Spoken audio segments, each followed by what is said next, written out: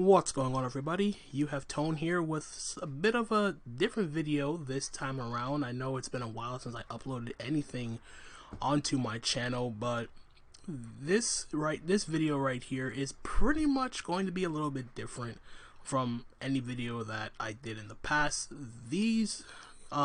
What you're seeing here is going to essentially be a recap of all of the tournament games that I took part in for PU World Cup. For those who don't know, PU had a World Cup where people from different parts of the world came together and played for wherever region they were born in. I myself am born and raised in New York, so I was fortunate enough to be playing on Team Northeast for this year's iteration of World Cup. And basically, I did this for a few reasons. One, like as most of you know, or for the most part, my channel has been pretty much dormant since I uploaded my last video, which was about a month and a half ago, something like that. Pretty much the story behind that, I pretty much was burnt out from Pokemon from a draft league perspective, and instead of just trying to I tried to play through the burnout, and it really wasn't going that well for me, and I ended up dropping the last league I was taking part in, which was the ICP, which sucked because the team was fun, but my mind wasn't really I wasn't in the right mindset to be keep doing draft league at the moment. So instead of trying to force the issue in keep going through the burnout, I decided to take a step back and actually go back to my roots per se, and where I actually got my start from a PU perspective. And I playing ORAS PU, which is for me by far the best meta game of PU. I feel so at home in PU. This is where I got my start, and where I met a bunch of great people in the PU community. And unfortunately, one of those people is the person I'm playing right now for my week 1 opponent, and that's Rawmelon. Rawmelon is one of the OGs in the PU community, and one of the nicest and realest dudes I have ever gotten to meet over the past, I want to say, going on 7 years of playing PU. He is one of the best ORAS PU players I know, and he really knows what he's doing, and this was going to be a fun matchup for sure, especially considering he was one of the people I definitely wanted to play in ORAS, because of the fact that I know how he plays. I know for the most part how he builds, mostly, if only for the fact that I don't see him on Inferno on his team, but he does love Buffalon a lot. But regardless of that, I didn't take that into consideration for these teams that I built. And before I go any further, I also want to give a quick thank you to the Northeast captain Vulpix 03 for actually giving me the opportunity to play on Northeast, because I wasn't even sure I was going to be picked to be on the team. But for the most part, after seeing who signed up, I know all the other people on the team, like Rob from the draft league perspective, and Rob Jr. is one of the better tour players, so I know he'd be alright playing Sword and Shield. So instead, I decided to play ORAS PU. Essentially, I don't think anybody else wanted to. Well, I think there was Finchnator, but Vulpix basically just gave me free reign of ORAS. He said, whatever you build, I am okay with it, and I really appreciate him giving me all that confidence and free reign in terms of my teams and just using what I felt comfortable with. So with that out of the way, though, let's just jump right into these games. There are 5 of them for pool play. So this is US Northeast versus US South plus West. South and West came together since they didn't have enough players. So we're playing Rawmelon for week 1 of World Cup. And this team that I built for week 1 was more so me just trying to get a feel for it, since it's been a long time since I've done anything from a team tours perspective, especially from the small gun perspective. Like I said, I just threw my hat into the ring just to see if I would actually get picked, and so here I am actually trying. So this team I ended up building was pretty much old team that I had on my builder for the longest time, which was focused around building about. It was a late game sweep going with a sub nasty plot Stallic Berry Ninetales, and everything was pretty much around it, designed to chip away at everything that can stop a Ninetales like sweeping for the most part. So we have Choice Bandit Stoutland, Choice Scarf Mr. Mime, which has pretty much been like, it's pretty much my go-to Scarfer. Like, for anyone that knows me from ORAS PU, if you see a Mr. Mime or a Rotom Frost on my team, it's 99.9% Scarf. That's pretty much how how my mind goes. Then we have Golem, which is like mixed defensive with leftovers. It's my Stealth Rocker. It's my normal resist, check to Buffalon, whatever. Then and it also has Toxic for like if you brought like a bulky grass type like Leafeon or Tangela, whatever. Then we have a Rocky Helmet, physically defensive Pelipper with speed for Adamant Golem. I already talked about the Ninetales. And then lastly is a mixed 4 attacks mixed Life Orb Simisage. Originally this was Cacturne. Actually it's not even Life Orb Simisage, it's a Yachi Berry, because this team is incredibly weak to Floatzel, and unfortunately Rawmelon did bring a Floatzel, and if the Floatzel was mixed with HP Electric, then things are going to get really dicey really quick. So yeah, my Simisage is Yachi Berry for Floatzel. It's not Life Orb, it's just 4 attacks, Leaf Storm, Superpower, Gunk Shot, and Rock Slide, I think were the moves. Something like that, yeah.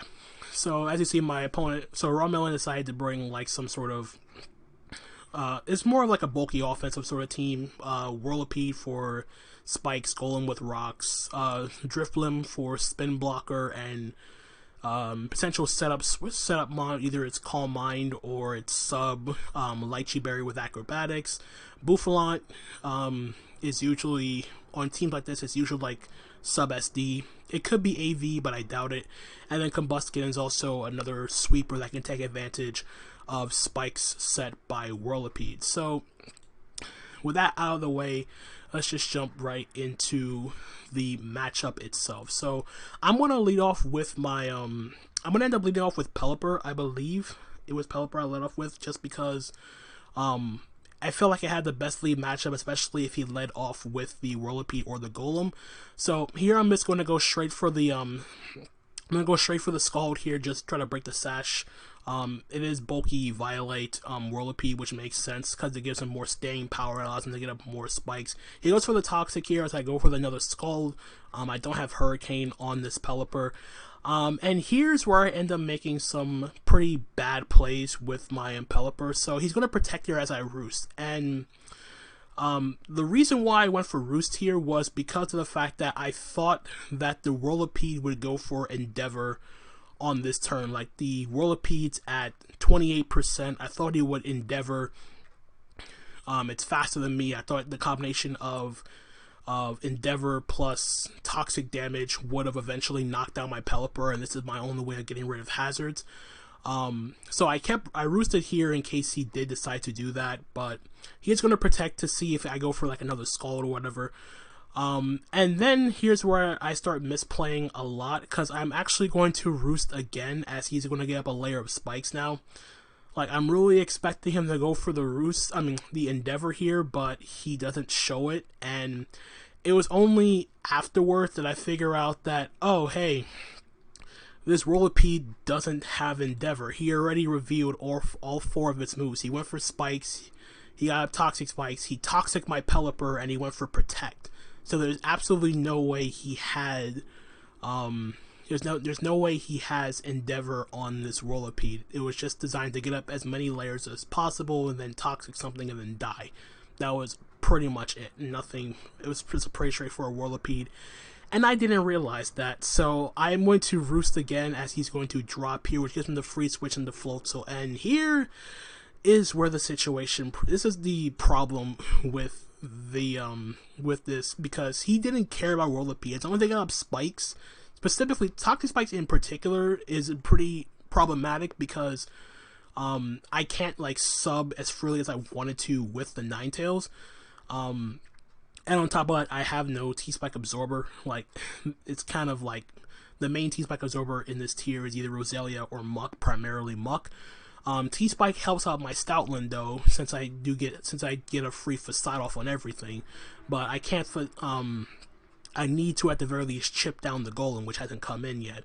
And spikes are going to break my Golem sturdy. But the main problem is this Floatzel.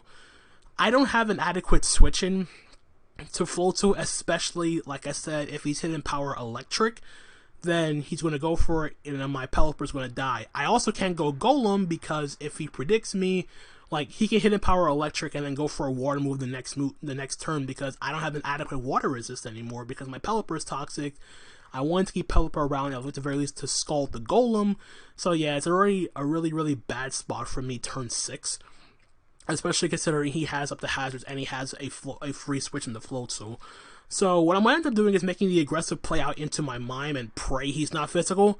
And thankfully, he does go for hidden power electric. Not trying to make any aggressive play, just try to get the safe damage off. And me doing this, it was pretty much my mindset of I was going to go Mime anyway, because it pretty much covered hidden power electric, and if he was special Floatzel, this was a no drawback play because his psychic resist is essentially Bouffalon for the most part. But I needed Floatzel gone more than anything else on his team, because I felt like Floatzel was the biggest threat. And I also needed Pelipper for Combuskin too, as long as the Combuskin wasn't special with hidden power electric as well. So I am just going to go straight for the Psychic here. As he is, I am going to bring it down into a range where it's going to die to the next Life Orb hit, as he is going to knock out my Mime with the Waterfall. The crit did not matter since Mime is frail. He gets the free switch into Golem as I go back into Pelipper. But he is going to punish me here, because I really thought my Pelipper was going to outspeed the Golem, because my Pelipper was EB to outspeed Adamant, but he told me afterwards that his Golem was jolly specifically meant to outspeed Pelipper creeping Adamant Golem. So yeah, he got me there, and he hit the Stone Edge and knocked out my Pelipper. So now Combuskin becomes a huger problem, because I don't really have a response to Combuskin anymore now my Pelipper is gone. So now I'm going to go into my Semi-Sage here, and here I'm just going to go for I knock off the Custad Berry. He's just going to go get up his rocks to get the more chip on my Ninetales. And now I'm going to Superpower, and this was a pretty bad play on my part too. More so for two reasons. One, Leaf Storm was free because he was never going to go hard Bouffalon, because keeping Bouffalon healthy ensured that he had a way of checking Ninetales. Golem as long as Golem got up rocks for Rawmelon, he didn't need Golem anymore. The combination of like he could have kept it around for his Stoutland, but Stoutland wouldn't be able to deal with Combuskin, especially after poison damage plus Stealth Rock plus Spike. He didn't really need Golem from a defensive standpoint. As long as they cut the offensive pressure on my team, my Stoutland wasn't a problem for him. So yeah, I could have just Leaf Storm there, but I didn't. I go for Superpower, predicting him to go into Bouffalon. He's going to explode and knock out my Semi-Sage, which sucks in the long run. I give it my Stoutland for free now, as he does go into Combuskin. I get the poison, and then he's going to go out into my Golem. I'm going to go into Golem here because he's going to protect. I feel like he's going to go in and go for the Protect here to guarantee outspeed me. And then here think I'm going to go straight for the Stone Edge, I think. I'm not entirely sure what I did here. It's been a while. But he goes into Bouffalon as I go. Okay, I went for the Earthquake here because I wanted to force out the Combuskin. If he went Drifloon, I felt like it was alright. He's going to just go for the Earthquake, and we're just going to just keep going Earthquake back and forth, back and forth. He is going to outspeed me, knock me out with the next Earthquake. So my Golem goes down. And now I just go back into, so I go into my Ninetales. I'm just going to click Fire Blast because alternatively I could have just went to Stoutland, but it would have been a rinse repeat process with the with the Combuskin. He goes on to Drifloon. I am going to unfortunately miss Fire Blast as he's going to sub, which sucks.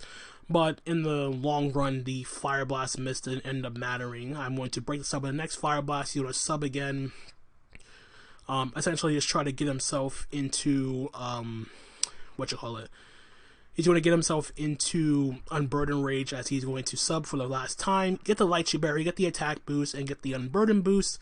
I still outspeed him, but unfortunately I'm going to miss the next Fire Blast. Like I said, that Fire Blast didn't really matter because even if I broke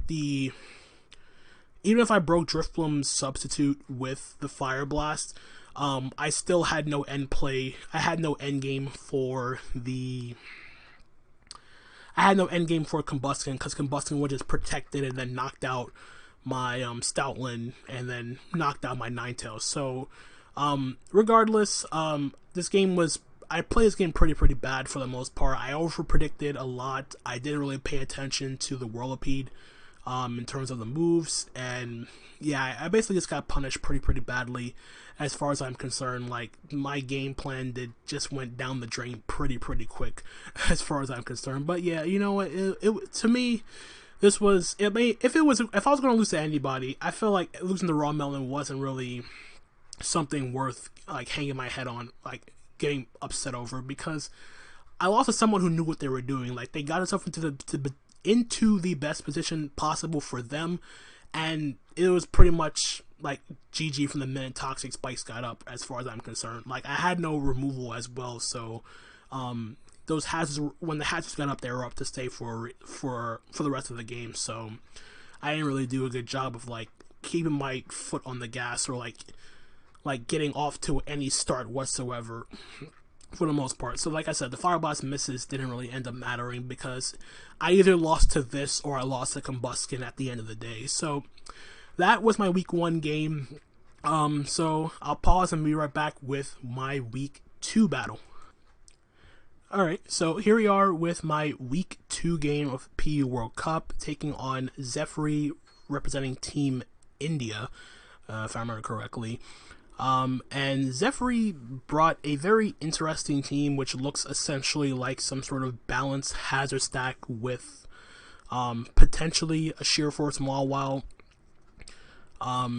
It kind of looks similar to like what I wanted to do week 1 against Rawmelon, like Nasty Plot Ninetales sweep with hazard stack. I mean, it's basically what I tried to do with hazard stack this time around, and then having some sort of defensive backbone between Roselia and Primplup. But for the most part, it looks like it's a really solid team. The only problem with it against the team I ended up bringing was the fact that, well, I have a Golem and I don't see a ground resist. Like, technically he does have there is a ground resist, but it's Primplup. And Primplup doesn't have recovery, and yeah, it's not looking good in terms of the ground resists for my opponent, especially considering it's Roselia. Roselia doesn't resist ground, and yeah, it's basically looking like Golem Frenzy, just from team preview. But to basically go down what this team is all about, the concept of this team I actually got from Rawmelon himself, not directly, but I built this team. I built like a team for this matchup. Rawmelon, I did a mock battle with Rawmelon. He destroyed me because I was pretty much just trying like a bunch of different stuff out and just like smashing it together. It had like some other stuff like Choice Specs Chatot and whatever. Like, the only Pokemon that actually I think made it to this version of the team was the Leafeon, which was Choice Scarf's Leafeon on this team. And basically the idea behind it was to ensure I was able to weaken stuff for a potential win with Calm Mind Grumpig, and Grumpig is actually pretty good here because of the fact that I'm able to, I can at the very least check the Ninetales for the most part, which is pretty good.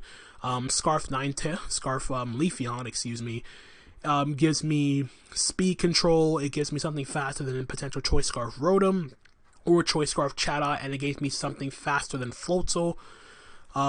This Golem was pretty much me learning my lesson from facing Rawmelon and ensuring that I am Jolly. So this is a Jolly max. It's basically, it's not offensive. It's pretty bulky. It's like near max HP, but it's definitely max speed Jolly nature. So I can at the very least speed tie his own golem if he's Jolly. But I still have enough attack investment to like Oko Poniard with Earthquake. So it's like 224 HP, 32 attack, max speed. And I am Custapberry with Explosion on this set as well.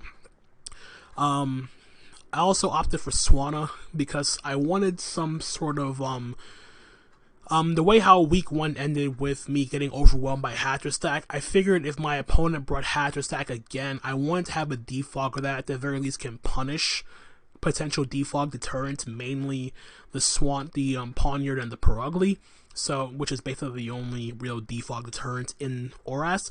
So I brought Swanna as a means of, at the very least, offensively pressuring Poniard to not, at least trying to punish Poniard for trying to come in, expecting him to go for defog.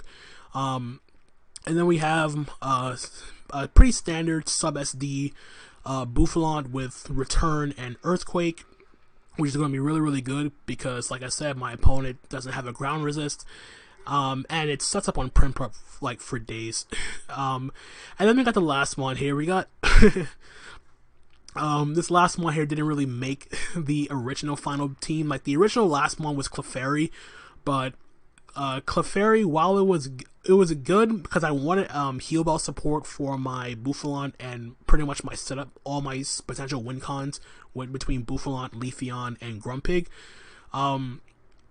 I was really, really hesitant to bring Clefairy, if only due to the fact that it wasn't the Floatzel check that I had in mind, especially if Floatzel was, like, it can take the hits, but I didn't want to rely on, like, Eviolite, especially if my opponent brought Floatzel with Knockoff Mon, and all the items on my team is pretty important, so I didn't want anything to really get knocked off. So I swapped out Clefairy, and the only other heal beller that actually caught my attention was Ampharos, which is pretty funny, but Ampharos checks all the boxes for me, especially it's a heal beller, it's a Floatzel check. I specifically EV'd this Ampharos to take any 2 hits from any variant of Floatzel after rocks.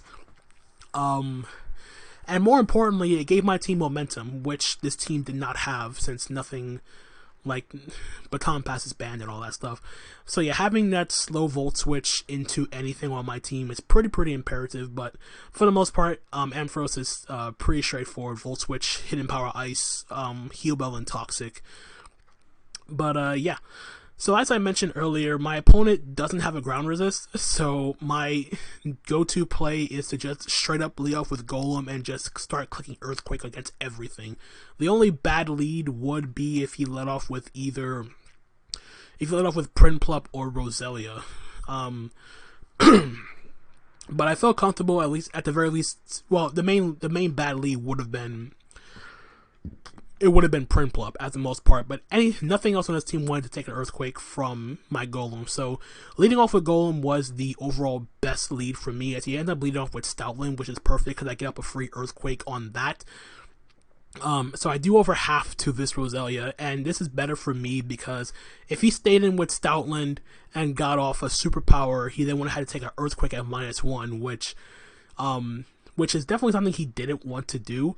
And the fact that this Roselia took 54 from a near uninvested Golem means that this is definitely offensive. So he probably made this play because he assumed that the Roselia this is probably outspeeding like Adamant Golem, but unfortunately for him, I am Jolly max speed, so I am just going to outspeed Earthquake and knock out the Roselia, which is perfect because I don't have to worry about spikes now. I don't have to worry about T-spikes or anything of the sort. So in comes some Prinplup now, and I figured since it's not a Floatzel I'm dealing with, I could just go straight out into my Ampharos here. Is he just going to go for a Skull, does 16%, it does nothing.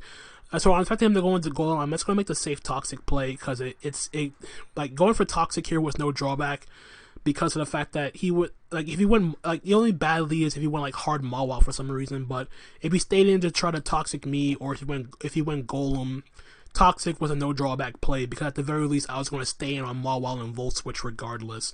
So that's why I made that Toxic play, and the Toxic helps break the Sturdy on my on his Golem. So with that being said, I can just make the safe switch out into my own Golem here, as he is going to go for the Stone Edge here, predicting me to go out into my Swanna, predicting an Earthquake. So this benefits me just because of the fact that I was always going to make this Golem play, because if he went for Stealth Rock there, I didn't want Sturdy to be broken, and I wanted to ensure that I keep up the pressure by going for another Earthquake on something, whether it be weakening his own Golem or weakening the Prinplup coming back in to take the Earthquake. So regardless, so we're going to outspeed, we're going to Earthquake, we are going to do 63, he's going to Earthquake, and then from here we are just going to go for the Earthquake and knock it out again. If he Sucker Punch me, that's fine. So here he's going to go out into his Stoutland here, and the one thing about this play, this was kind of an odd one, because I figured at this point he should go for Superpower. I'm thinking Superpower was going to be the play. I didn't do any calcs on whether or not Return killed my Golem at 33, but I figured the safest play to see if he would go for Superpower was to still go out into my Ampharos. Because with Golem gone, it didn't really matter what he went out into, but at the very least, if I got information about what he was going to go. So you go for the Return here, didn't get the static, which is fine, but going Ampharos this turn covered me going for... It covered the Return and the Superpower, because if he's Superpowered, I go back in the Golem and I click Earthquake again. So here I'm actually just going to make the double back into my Golem here, expecting to go for another Return. We live on 2%, which is perfect, which allows me to get the Custap Berry off and go for the Explosion. Do 86%, which is huge, which allows me to get the free switch into my Swanna. So I'm going to go for the free Scald here, as he makes a pretty crazy play as he goes straight into Mawile, which I honestly was not expecting him to go hard Mawile on a Swanna. I felt like the safest play was just going straight into Prinplup. I mean, I don't know if this was a misclick or whatever, but I felt like Prinplup was always the go-to play to go on my for any potential water move. Like, I was never going to risk Hurricane. Like, I actually technically didn't have to risk Hurricane at all for the rest of the match, especially considering the explosion damage I got off on Stoutland put it in range of Scald anyway, and Prinplup is set up fodder for Bouffalant as long as I didn't let Bouffalant get Scald Bird. That was the only downside.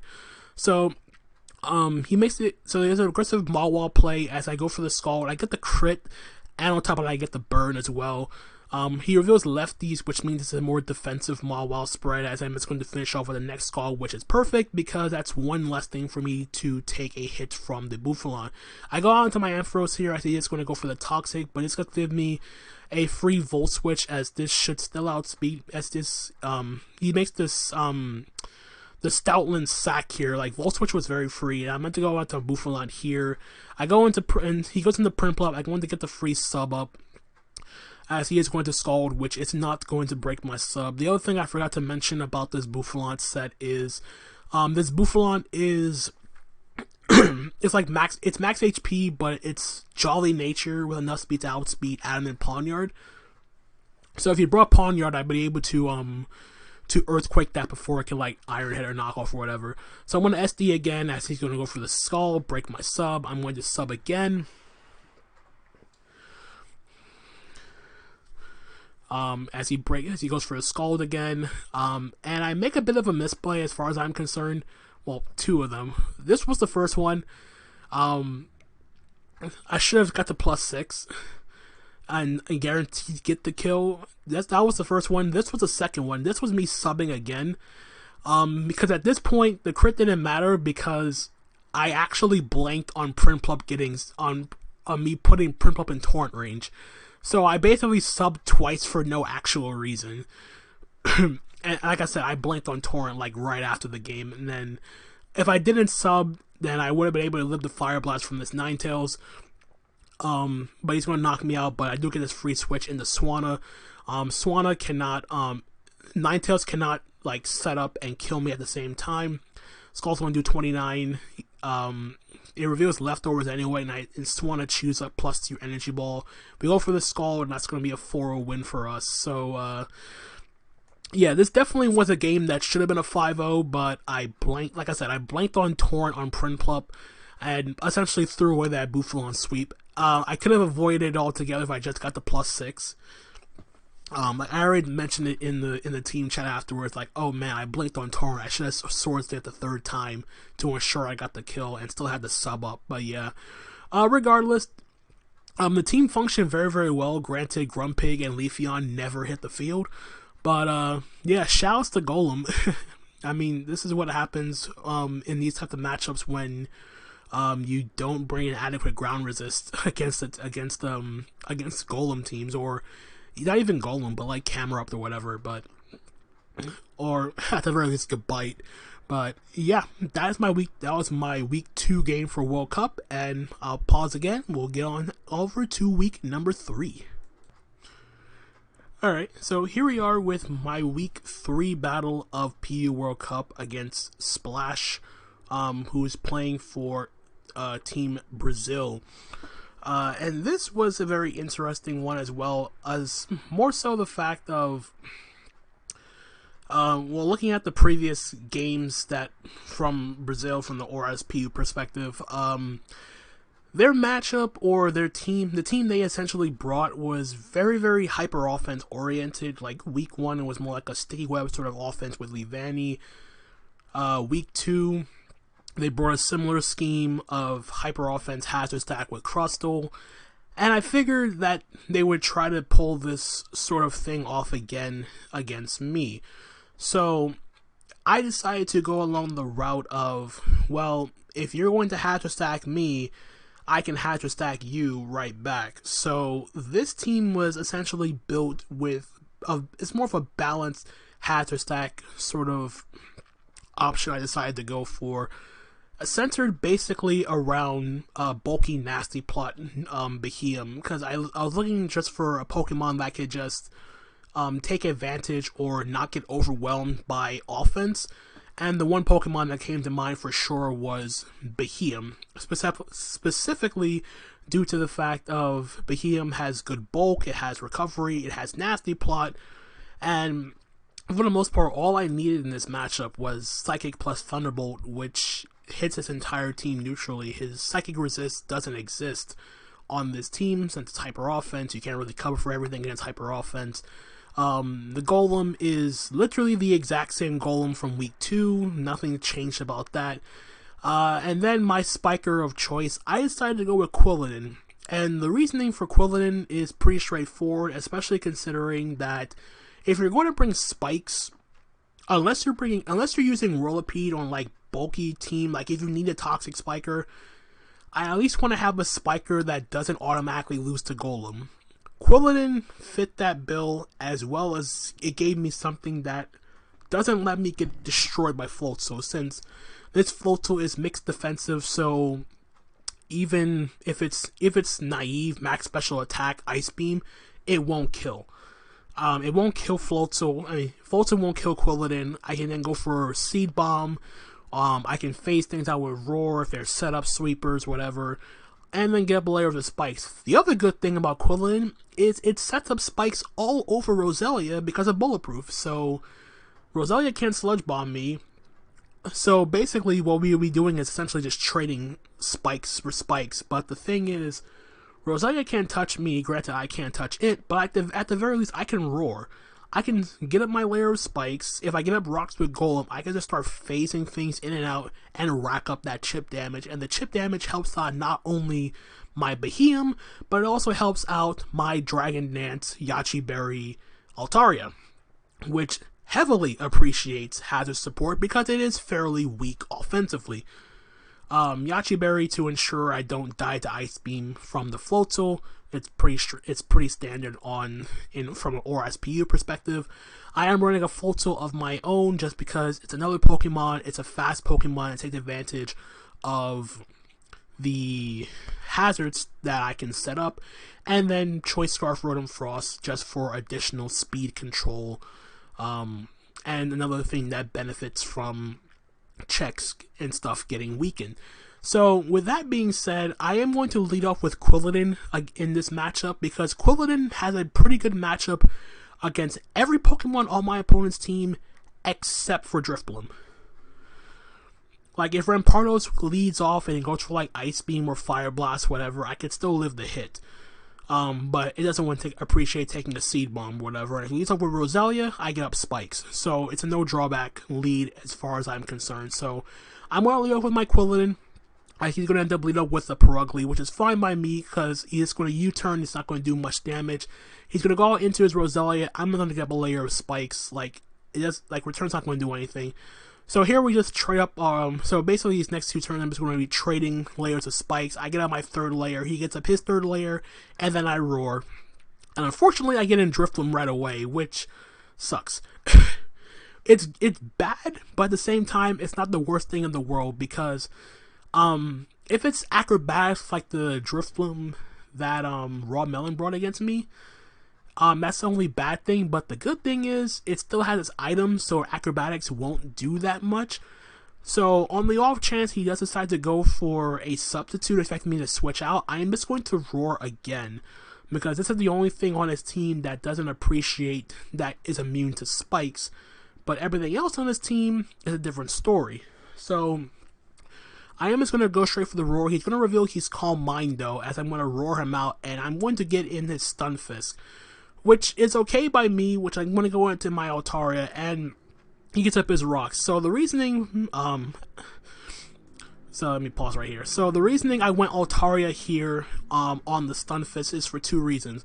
One, if he has Stunfisk with Rampardos, I figured if anything was going to be the Stealth Rocker, it was going to be this, not the Rampardos. Rampardos is best suited on a team like this to be like a breaker that destroys like more fatter teams with sheer force life orb stuff. So I figured this would be rocks. So with that being said, I got into my Altaria just to ensure that I get it in at full and I have to worry about taking rocks damage later because I am not running removal.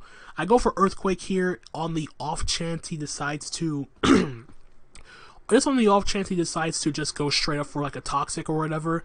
I felt like I could have set up a DD on pretty much anything else that wasn't Floatzel or Rampardos. That was pretty much my mindset. But as I go for Earthquake and do 34, he's actually going to reveal Stone Edge. So as I see Stone Edge, this basically is telling me that this Stunfisk is not toxic. And basically I say this because like standard Stunfisk is going to be Stealth Rock, Discharge, Earth Power, and Toxic for like grass types. The fact that he revealed Stone Edge means that he's not toxic, because if he was toxic, I feel like he would have clicked it here as opposed to clicking Stone Edge. So with that information, I'm thinking, oh, this is my this is an opportunity for me to Dragon Dance. The only downside is if he gets the Discharge Para on my Altaria. That's pretty much the only downside, but if I can DD up once and not get paralyzed by Discharge, I can kill it with Earthquake the next turn. So that's pretty much what I was banking on there. Plus on top of that, with the Dragon Dance up, it ensures that my Altaria is faster than Floatzel as well, unless the Floatzel is Scarf. That's a different story. But regardless, I do go on the mindset of DDing up here as he is going to go for the Discharge. Does 22, but I don't get paralyzed. He's going to make the hard read into Purugly here, so I go for Roost. Now granted, I could have just Earthquaked right away, but I felt like at this point, like, it was basically another sense of, well, I dodged one Discharge Para. If I'm able to dodge another one, keep this thing healthy enough to the point where I don't get revenge killed, then Altaria looks pretty good, potentially sweeping right now. So with that being said, I'm going to Roost. As he does make the switch out into the Purugly, he is just going to fake out, and then from here I am just going to Dragon Claw, because it does get the kill at after a Dragon Dance. He's going to go out into Roselia here, take the Spikes damage, and that's going to drop to a +1 Dragon Claw as well. and now he goes out into Drifblim, and he's gonna pull a double. So a few things to talk about as I explain this play. He goes on the Drifblim and doubles into Stunfisk. The only reason for him to make a play like that was to try to get one last ditch static off on this Altaria. And the reason why I say this is, if he can get the static para on my Altaria, if I attack it with Dragon Claw, he can then go out into his Floatzel and Ice Beam, whatever the case may be, or even go Rampardos for that matter, since your speed's cut in half in prior to Gen 7. So what I'm actually going to do here, I actually am going to Dragon Danced again. I Dragon Danced again for two reasons. One, Drifblim does not knock out Altaria from this range with Shadow Ball. On the flip side, I don't knock out Drifblim from full with +1 Dragon Claw. I actually need to get to +3. +2 won't do it either. It's going to do like 87 or 90%, something like that. So I DD again this turn, as he is going to try to make the Stunfisk. He makes a Stunfisk sack, hoping I go for Dragon Claw to get a last ditch static off. But I didn't. I go for the Dragon Dance. I get to +2. I'm going to Earthquake now and knock out the Stunfisk because of the fact that it basically just ensures that Dragon Claw was a no drawback play, because even if he doubled into Drifblim and then made the double back, Stunfisk died to spikes. So yeah, the Stunfisk is down. I'm at +2 attack, +2 speed. In comes the Floatzel. Tries to go for last ditch Aqua Jet here. I Dragon Claw, knock that thing out. He now goes out into Rampardos, takes the spikes. It's going to drop to a +2 Earthquake. And now all he has left is the Drifblim. I am going to Dragon Claw here.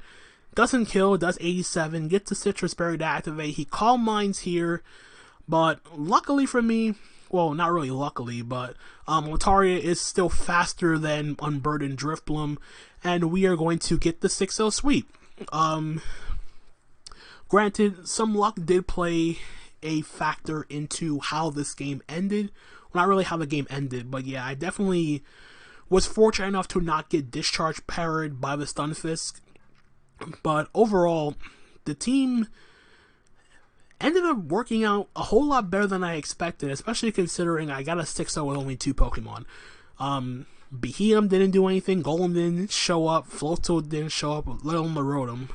I literally went Quilladin, got up 3 layers of spikes, went Altaria on the Stunfisk, and essentially dodged 2 paralysis. And then essentially dodged getting paralyzed, and got the sweep.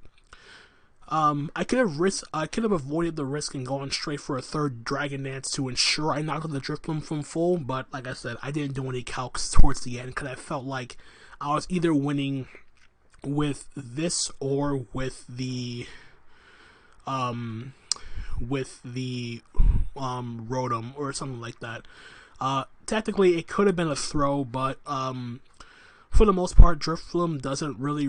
It runs a lot of speed. It runs some speed, but it's not enough to the point where it outsped my Altaria at +2. So basically, my +2 Altaria was faster than his +2, and yeah, that's pretty much how it worked out for me. So yeah, we got the 6-0 win here. I'm now 2-1.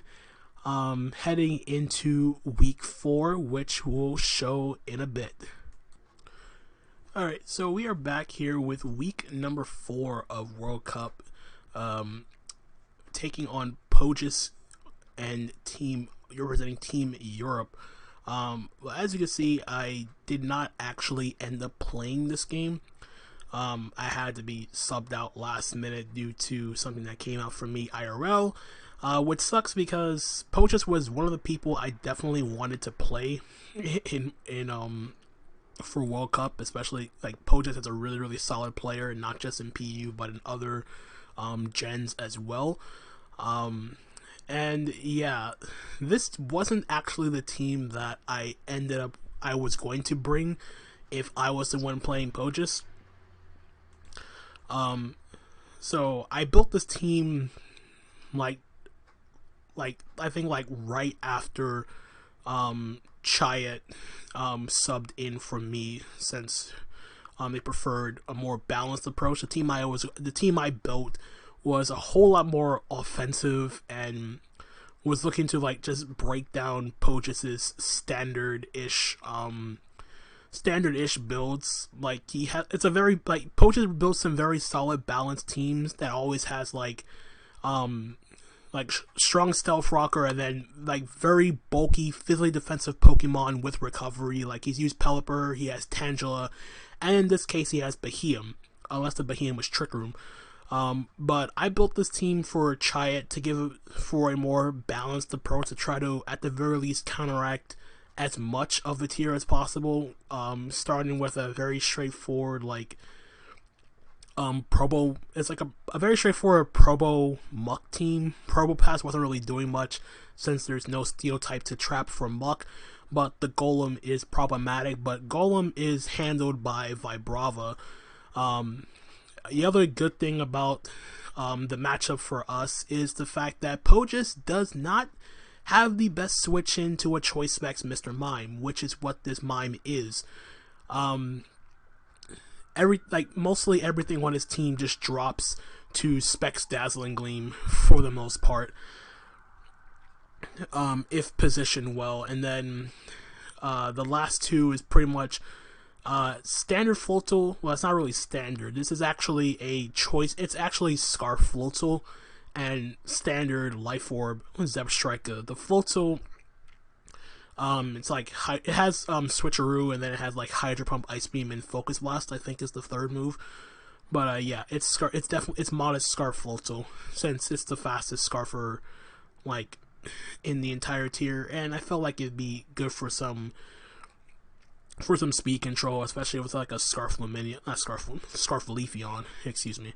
So yeah, I didn't play the game, like I said. I've seen the battle, and I'll just give my own like thought process and whatnot. So what's going to end up is Chiat's going to end up leading off with Vibrava, which is, it's not a bad lead, especially if Chiat expected Pohjis to just lead off straight with the Golem, then to find it's a no drawback lead. Pohjis is going to lead off with Lumineon, since our own rocker is Probopass, and Probopass doesn't do much to Lumineon, but at the same time Lumineon can just Scald and then U-turn whatever. So not wanting to risk taking a potential Scald burn, or if it's packing Ice Beam, Chat's going to make the play into the Floatzel on the Scald, which is fine. Takes 30%. He's going to Switcheroo here, which is nice to... this play is fine just because of the fact that it does prevent the Lumineon from like defogging. It gets the Floatzel gets leftovers. The only downside is the fact that we are going to be slower than Scarf Rotom, which is the only thing that really sucks. But Scarf Rotom is still held. It's held down. Scarf Rotom is more or less shut down. Well, not shut down, but it's held in check by Muck, since Muck can take any hit from Rotom and it can't be tricked anyway. So this was a fine play by Chat, just to at the very least get rid of the Choice Scarf, since Rotom's the only Pokemon on Pohjis' team that outspeeds Floatzel, and he doesn't know. He doesn't really have to know that. So he's going to U-turn into the Rotom here. And this was a questionable play as far as I'm concerned. Him staying in with Floatzel as Rotom goes for Volt Switch. I felt that this wasn't the right play to make. Especially considering that there was a Muck, there was a Probopass. At the very least, if he went Muck, he brings in Golem. If he brings in Golem, he has Vibrava. Probopass brings in Golem, and you still bring in Vibrava. So I felt like, if you were trying, I mean, I can understand like trying to like bait him to like Blizzard or something, expecting you to go Vibrava, but I felt like at this juncture, like keeping Floatzel was so good at the very least to weaken. It gave you a way to offensively check Monferno, It gave you an offensive check to CAC turn. You had something for Golem.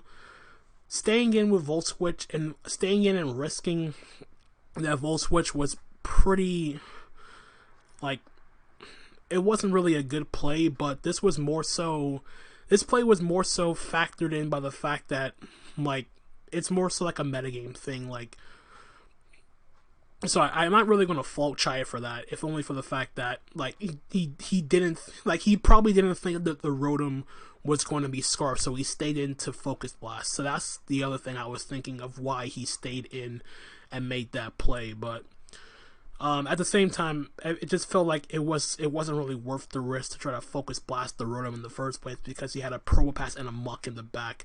But so yeah, that's going to unfortunately knock out the Floatzel with the Volt Switch and bring in the Golem for free. We do get into Vibrava though.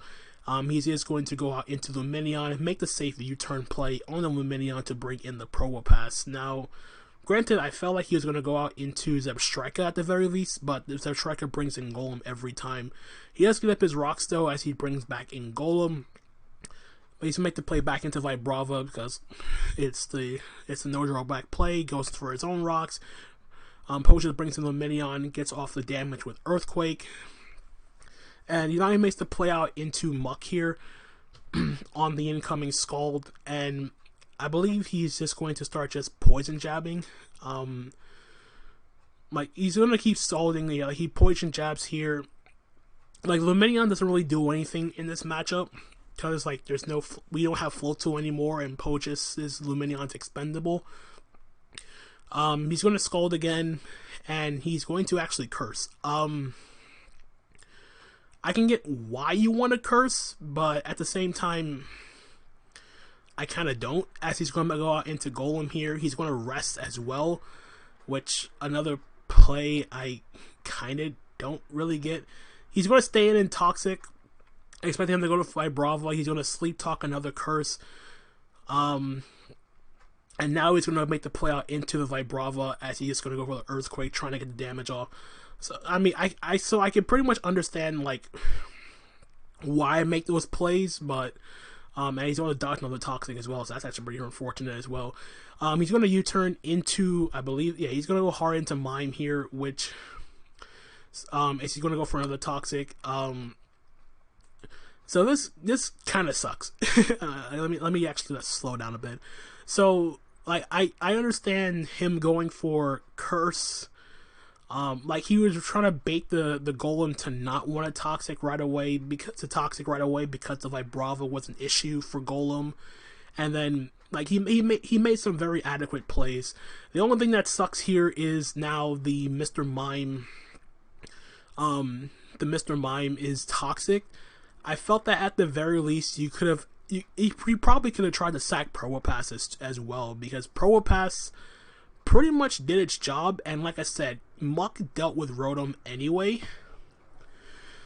So yeah, the Mime being Toxic is pretty, it's bad in the short term, but or for the long term, but in the short term this is good because of the fact that, well, he found the Mime is finally in, and Mr. Mime can finally start clicking Specs Dazzling Gleam. So here, I think Pohjis makes the Lumineon sack now, yep, on the Dazzling Gleam just to get a bit of Toxic Chip off. And now he brings in the CAC turn.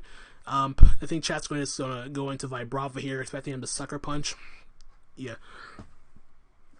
Which just gives a free U-turn to the Vibrava as the Rotom comes in, goes out into Probopass. And I believe now the Rotom's going to, it's going to trick the Choice Scarf onto Probopass, which is fine. He does get the Volt Switch off, and I believe he's going to go out back into Mime, because Mime is now faster than Rotom. And now it's a free Specs Dazzling Gleam on something. He's going to make the hard play into Monferno, which is just going to die to Specs Dazzling Gleam. So yeah, so we finally get a kill on this team. Cacturn comes in, and this was a 50-50, which chat's going to get right, as Pohjis probably thought about Sucker Punching again, but on the off chance he switch out Mime and goes into like Probopass or even Vibrava as a sack, he's probably going to go for like Dark Pulse or something. Or probably even get up a layer of spikes. I don't know what the full Cacturn set is, especially considering he only revealed Sucker Punch. But Chai is going to get the 50-50 right to stay in Dazzling Gleam and get the knockout on the Cacturn. I wouldn't say it was unnecessary because of Muck, but this was still a pretty good play because of the fact that Chai was pretty much on the back foot, like in the early game, and he's trying to bring it back with the with Specs Mime, which is really good. But the problem is now is the toxic damage is now racking up, which is bad because Pohjis is now just going to go out into Rotom, which is going to make Chat stay in, not take it out with Rotom, but Mime's going to die to poison, which is bad because of the fact that the Behemoth is now going to come in. And I hopefully thought this Behemoth was going to be like Trick Room or Specs or whatever, but he's going to reveal Recover, which means that this is bulky nasty plot. So yeah, this is actually going to be really bad because we essentially just lost our main way of like really pressuring it, especially considering that Behemoth basically recovers every single time on every attack. Like, he has no reason to attack right now because he can nasty plot on this and recover at will. He can nasty plot on Probopass and recover at will. He can recover infinitely on the Zepstrika, and Muck is not going to kill it at full. So yeah, basically the main thing we had to hope for was like we had to get like a T-Bolt power or whatever, or like some hacks to play in our favor, but that's not unfortunately going to happen. As the Behemoth is going to recover up, we're just going to keep spamming Earth Power. He's going to recover to ensure that even like Muck, like if crit Poison Jab from Muck won't knock out Behemoth, because at the very least, like I think the Golem was at enough health to even live a hit from Probopass. So like it's either this wins or Golem wins for Pohjis. So yeah. Unfortunately, this is going to be the end game as Psychic is going to 2 a KO the Probopass. He's going to recover, then he's going to Psychic knock out the Probopass, and then Psychic kill the Muck, and unfortunately that's going to be a loss for us. But regardless on how the end game was played, I still felt that, like, aside from the Floatzel sack on the Rotom, I still feel like Chaya played pretty well, to be perfectly honest. Like, I think this got really dicey against this Behemoth specifically right after Mime. Like, Mime dropping was very like bad for us. Like, if he was able to keep Mime around, he would have had at least one more thing to pressure the this as well as the Golem. But letting the Mr. Mime go down was pretty detrimental to the end game. And yeah, I mean, there's nothing much more I could say about it, like, especially considering I wasn't the one that played it. Like I said, it's nothing against Chaya. Chaya played pretty well.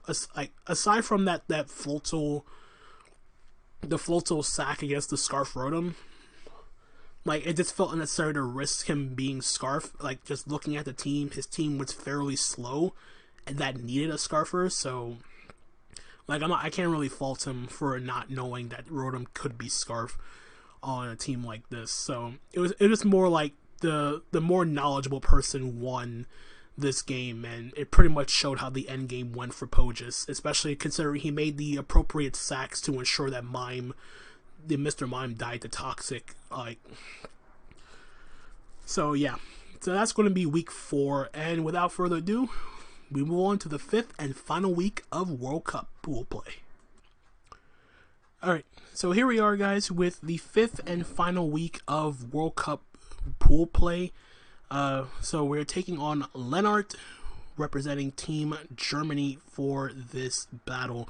And this was a pretty significant game and a significant week in general, because at the time of us playing, we were on the outside of playoffs looking in, and we essentially needed to win this week, and we needed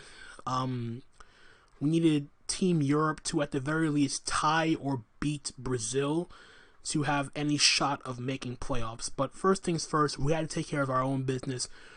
We needed to beat Team Germany, and of course Germany was also looking to get into the playoffs as well, so it was a must-win game, or a must-win week for that matter, for both teams. So this matchup against Lennart, so looking at the previous games that Germany played for ORAS, and for the most part, their team was pretty much centered around making sure that at the very least Rotom Frost was kept in check.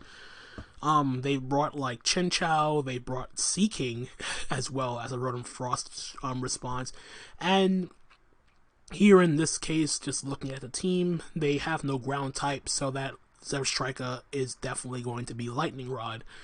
And then you look at the team I brought, and the first thing you might say is, wait a minute, didn't you just take Pohjis' team and replace Cacturne with Ursaring? It may look that on the surface, but to be perfectly honest, I did not jack this team whatsoever. I looked at everything that Germany brought in their ORAS games, and for the most part, they did not bring any good responses to Psychic types. They've brought one Psychic Resist the entire tournament, and that was Mawile, and Mawile is not a resist. So I figured Specs Behemoth was the way to go for this battle, and pretty much the entire team was built in a way to ensure that Specs Behemoth got its kills. I had ways of dealing with Steel types and Dark types, the main one being Monferno, which is helpful against the Pawniards, since this is the first time they actually brought Psychic Immunity. And I also have Ursaring, which is also nice to have an added way of weakening or breaking down those Steel types for Behemoth to spam Psychic. Then there's Lumineon. Lumineon was originally Pelipper, but I swapped it to Lumineon because Vulpix pointed out how what's the matchup like against Special Floatzel. I did say Behemoth could live one hit from Floatzel if need be, but just as the added insurance, I swapped it to Lumineon. Lumineon also has hidden power Electric on this set to be able to hit the Lumineon as opposed to just going straight for Scald or whatever.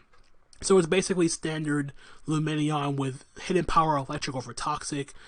I again got lazy and brought the same Golem again from weeks 2 and 3. Granted, week 3 did not need the Golem.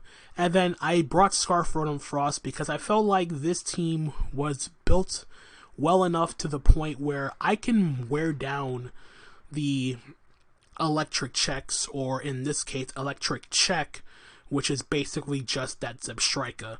If I get any damage on Zephyri, and I need to keep my Rotom around, I can spam Thunderbolt once I get rid of it. That's pretty much how I thought about it, but I figured the main goal was to ensure that Behemoth got its kills. Well, not ensure, but Behemoth just looked fantastic from a preview. Because if I'm able to weaken the Pawniard, which I don't even really have to, the main thing I felt like I needed to get rid of for sure was that Mischievous, because with Mischievous gone, he has nothing for a Choice Specs Signal Beam from Analytic Behemoth. Nothing. Even Pawniard dies from full to Choice Specs Analytic Signal Beam from full. No questions asked.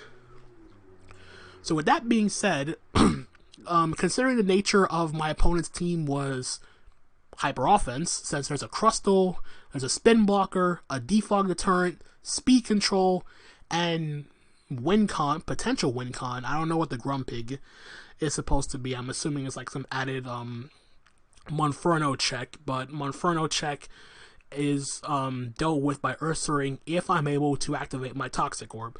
So with that being said, I'm just going to lead off straight with my Lumineon because of the fact that I'm expecting him to lead off with Crustle, And Luminion has a good matchup against everything except for Zephyri. If we leaves over Grumpig, I was just going to U-turn out anyway. I also made it so my Luminion was purposely slower. My Luminion is not outspeeding Pawniard. My Luminion is not running any speed. Normally they do run speed if you're like running Hidden Power Fighting. If you're extremely weak to Pawniard, you run that.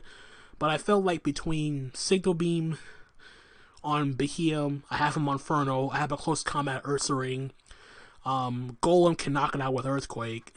I felt that Hidden Power Fighting wasn't needed on Luminion. So, that being said, Luminion was going to be my lead regardless. And he does lead off with the Crustle, which we still do outspeed. So we're just going to go for Scald, get the 2 KO on that thing as he's just going to get up his rocks. I'm going to Scald again to get the KO, which is fine. One more thing to worry about. In comes the Zephyri. Zephyri is a bit of a mixed bag. Because it can either go for Volt Switch or it can go for Hidden Power Ice, predicting me to go to Golem. I figured at this point, even though it was a very sort of aggressive play, while I could have gone straight to Behemoth, I wanted to at the very least keep Behemoth. I wanted to get Behemoth in relatively safe for free as opposed to hard switching into any attack and avoid doing so if I need to. So what I'm going to end up doing is I want to make an aggressive sort of middle ground play and go out into my Rotom. As he is going to go straight for the Thunderbolt. Because the thing is with me going into Golem, I felt that Golem was obvious, but at the same time though, the only way this backfires is if he predicts me to go Rotom and overheats, which I didn't feel like was going to be the play at that point. Like, you would never want to overheat a Luminion. Or, if you're going to predict Golem, you would still like Hidden Power or something like that. But since I got that play right, I heal for Thunderbolt, he got his damage.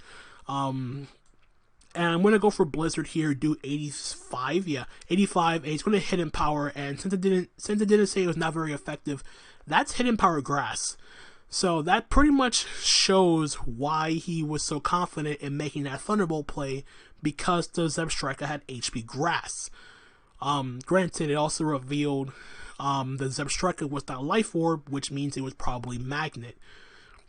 At this point in the game, even though it's already turn number 4, my Rotom is now expendable.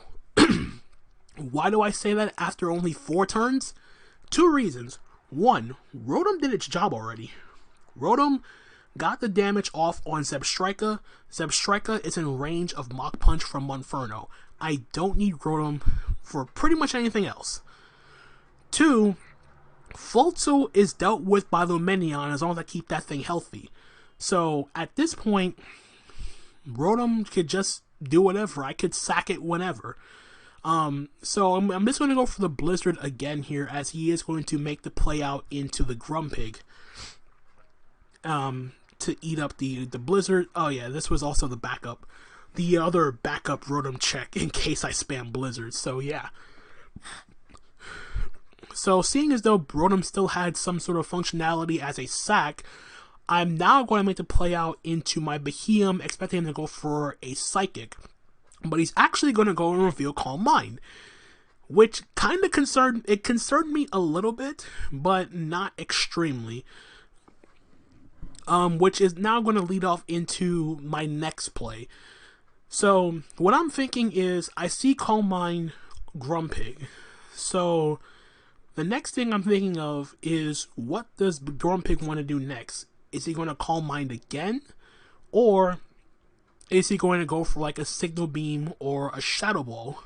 If he's Shadow Ball, then my play is to make an aggressive play into my Ursaring, which is what I'm actually going to do. Because I felt that Ursaring granted me 2 things. 1, if he went for Calm Mind or Shadow Ball, Ursaring was always the play.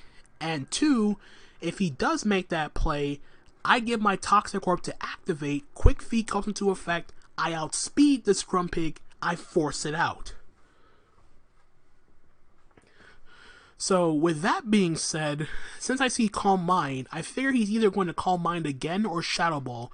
And considering how much Behem does to his team, I felt it was in my best interest to make that double into my Ursaring just to see what he plans on doing. If he goes for Signal Beam, he goes for Signal Beam. It's not the end of the world, especially considering that I have a Jolly Monferno, not an Adamant one, because in ORAS, Grumpig outspeeds Adamant Monferno.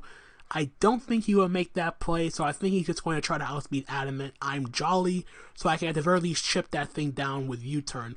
On top of that, it also revealed Leftovers over Cobra Berry, which makes it a bit more problematic, but that's not really a factor into the equation because I don't even have a dark move on this team besides Crunch on Ursaring. But regardless, I'm going to make the double out into Ursaring, as I said. Hopefully he does either Calm Mind or Shadow Ball, as he is going to Calm Mind again, so I get that play right. I get my Toxic Orb to activate, and now the Village Crusher is in and ready to punish. Granted, I really wanted to Sword Stance that turn. I really wanted to SD, but I couldn't risk him staying in and like being aggressive on my boost on my SD. Alternatively, I should have just clicked Crunch because Crunch got damage off on Grumpig and this. But regardless of that, getting the guaranteed kill on the Grumpig as opposed to not to with Crunch was more beneficial. I Crunch as he goes for Hidden Power Fighting. And now here I make a play out into my Monferno on the next Hidden Power Fighting. This was a little bit, as far as I'm concerned, it was a little bit unnecessary of a play to make, if only for the fact that I wanted to at the very least keep Ursaring around as long as that Grumpig is around, because if I'm able to at the very least weaken the Grumpig, Monferno becomes a whole lot more problematic for his team to deal with. And like I said, as long as I keep Lumineon in the back, Float was never an issue. Monferno deals with Pawniard, so does my Golem, so does my Ursaring. So taking that damage from Mischievous wasn't really that big of a deal as far as I'm concerned, because what it allows me to do is I'm allowed to outspeed and knock out the Mischievous with the Flare Blitz. So mission accomplished already. Mischievous is down, which means Signal Beam from Behem is literally free. I don't have to click Psychic at all this game. So the Grumpig comes in now. He probably thinks I'm Adamant, but regardless, my play is to just U-turn out here, as I am going to unfortunately get a crit, which sucks in the long term. So I'm going to go out into Rotom to sack that thing off. He is going to Calm Mind though, which is better for me because it allows Rotom to get another kill. It allows my Rotom to get another kill with Thunderbolt. Granted, I thought Lennart would try to preserve the Grumpig for Monferno at the very least, but since he saw me outspeed it, I guess he felt like it wasn't really worth it. I honestly thought he would go out into Zepstrika, like, to see if I would Thunderbolt, but I guess he figured playing the sack and then going into Zepstrika was the better of the two plays, which is fine by me. I get rid of the Grumpig, which is the real last defensive switch into Monferno down, which is alright for me. In comes the Zepstrika. I'm going to Thunderbolt here as he reveals Lightning Rod. He's just going to go for the Volt Switch to knock out my Rotom, which is perfectly fine. In comes the Floatzel. I bring in Behem. Now, granted, this was more or less an unnecessary play to make, going straight Behem on Floatzel when I had a full-on Lumineon. But I felt that at this point, if I'm able to get rid of this, I felt more comfortable getting rid of this with Behem, because if Behem gets rid of Floatzel, I literally win with Monferno. That's basically how I thought about this, my endgame, especially considering as long as I kept Monferno around, like, Zepstrika dies to Mach Punch, Pawniard dies to Close Combat and all that stuff, so my win con then became Monferno in my head. So Behem, instead of Monferno weakening for Behem, my mindset shifted from Behem weakening from Monferno. So I figured at this point, my no drawback play was to click Signal Beam. But he is going to go and sack off the Zep Striker to a Signal Beam, which is fine, which allows him to go out into Pawn Yard. So, as I mentioned back in Team Preview, he doesn't know that I'm Specs. And as I already mentioned, Choice Specs, Analytic, Signal Beam, one-hit KOs, Pawn Yard from full. So at this point, I had absolutely no reason to switch. Because for the most part, if he goes for knockoff and kills me, I get him on Inferno. If he tries to set up, I kill him, I win with Luminion. Basically, the way I saw it was my outs, the way I won the game changed dependent on what he went for. Whether he kills Behemoth, I go on Inferno, or he tries to set up, Behemoth kills it, I win with Luminion. There was pretty much no drawback in me staying in and just clicking Signal Beam again. So with that, he is going to try to SD as I predicted me to switch. I'm going to Signal Beam, knock it out. So my endgame with Luminion is more or less in place. He is going to Waterfall, Behemoth does live. We do not get flinch. We Signal Beam and we crit him, which didn't end up mattering because I'm Specs. And Analytic boosted, and that is going to be how Week 5 ends with a nice 5-0 win. So unfortunately, we did end up winning the week, but Europe ended up tying with Brazil, and it ended up going to a tiebreaker, and we ended up losing the tiebreaker to Brazil. So this is as far as I am going to be going in terms of the PU World Cup.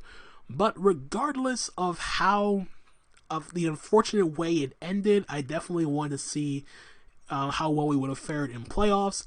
Regardless, I still felt this was a very fun competition to take part in, especially considering that I played pretty well. Granted, I only played 4 of the 5 games, but I won 3 of them. I felt I learned quite a bit after what happened week 1. I tried to limit my mistakes as much as possible, and it felt really, really nice to get back into something that I've done for a long time, especially considering that I've been doing Draft League for a long time, and I've hardly covered anything from the small gun perspective. And for the longest, I wanted to, at the very least, showcase these games I played over the last month or so. So yeah, at least we ended on a positive note. I finished 3-1. And won my last 3 games pretty convincingly as far as I'm concerned. I also want to thank Chaya for playing in my stead week 4. Granted, we didn't get the win, but I still appreciate the effort nonetheless. And yeah, with that being said, guys, that is going to be my tournament run in PU World Cup in playing ORAS PU. It is by far my favorite ORAS, my favorite PU metagame of all generations, with a close second being DPP, and then Black, White, Sword and Shield, and Sun and Moon are kind of in the middle as far as I'm concerned. It's not nothing I would really get into, but it's something. But yeah, that is going to be my run, guys. Thank you guys so much for watching. If you enjoyed, feel free to leave a like, comment, subscribe. I do plan on trying to, at the very least 2022, try to get out some more PU content. I'm trying work my nerve, get my build some teams, actually test them out, and challenge myself at the very least. But yeah, this was a fun one. Thank you guys so much. Thank you to Volpix03 for letting me play ORAS PU for Northeast. Didn't end the way we wanted it to, but at the same time, I had a lot of fun. These teams were fun. This metagame is amazing, and there's nothing much else for me to say. Again, thank you guys so much for watching. Happy New Year to everybody, and until the next time, this is Tone, signing out for now. Peace out.